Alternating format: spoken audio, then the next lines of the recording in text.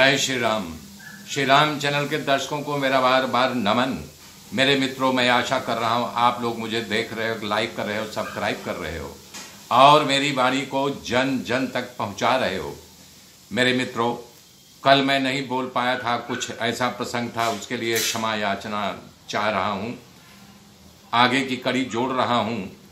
जब मनुष्य मृत अवस्था को प्राप्त होता है, मूर्छा अवस्था में जब ये प्राण निकल जाता है, तब वो अनुभव करता है कि मैं यमपुरी ले जाया गया हूँ।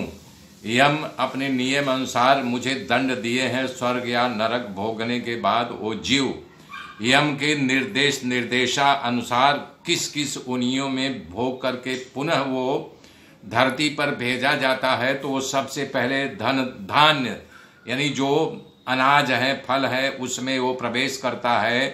तो वो जीव जिस पिता के वीर में स्थापित रोहित किया जाता है, उसके वीर में जाकर के इकट्ठा होता है, फिर माता के योनि में गर्भ धारण करता है।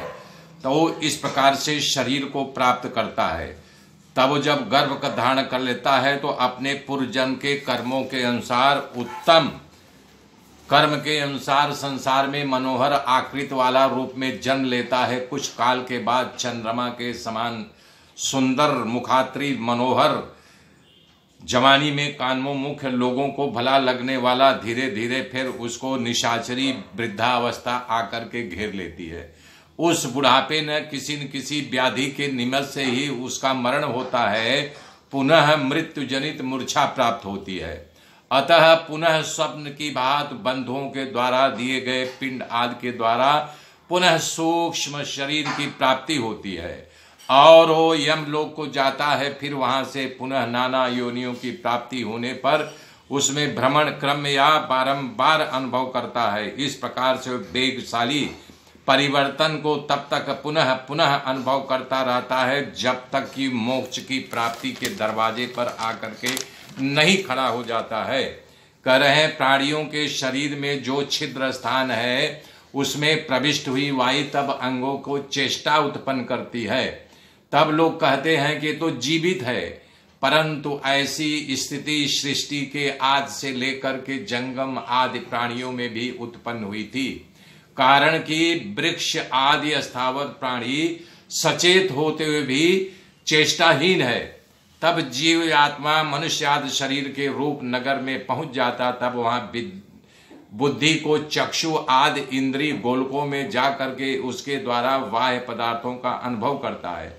जैसे आकाश शून्य पृथ्वी धारण शक्ति से और जल आपस में शक्ति से युक्त है। कहने की मतलब है जीव आत्मा स्वेच्छा थे जिसके लिए जो कल्पना करता है वैसा ही शरीर को प्राप्त होता है, वैसे ही शरीर में जाना जाता है। इस प्रकार सब व्यापी परमात्मा है, हर जगह परमात्मा है।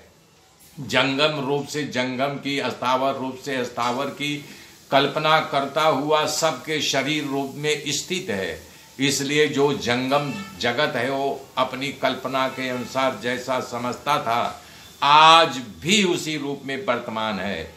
जैसे जिन वृक्ष, शिला, पेड़ पौधों, तृण आदि को अस्थावर होने के कारण जड़ समझा गया था, वो आज ही वैसे ही स्थित है। मतलब एक जगह स्थित, जड़ मतलब एक जगह स्थित चल फिर नहीं सकते हैं, क्योंकि न तो जड़ता ही कोई पृथक वस्तु है, न चेतन ही। इन पदार्थों की सृष्टि की स्थिति विनाश से कोई भेद नहीं है और न सत्ता सामान में कोई अंतर है। अर्थात सर्वत्र एक ही सत्ता है, केवल और केवल परब्रह्म परमात्मा की सत्ता है। ब्रह्मा की कल्पना के द्वारा ये सारा संसार भाषित होता रहता है। ब्रह्मा की कल्पना तब शांत होती है जब महाप्रलय आ जाता है, तो ब्रह्मा भी काल के काल में समाहित हो जाते हैं। आगे की गाथा कल जोड़ूंगा मेरे मित्रों। तब तक के लिए जय श्री राम, जय श्री राम, जय श्री राम।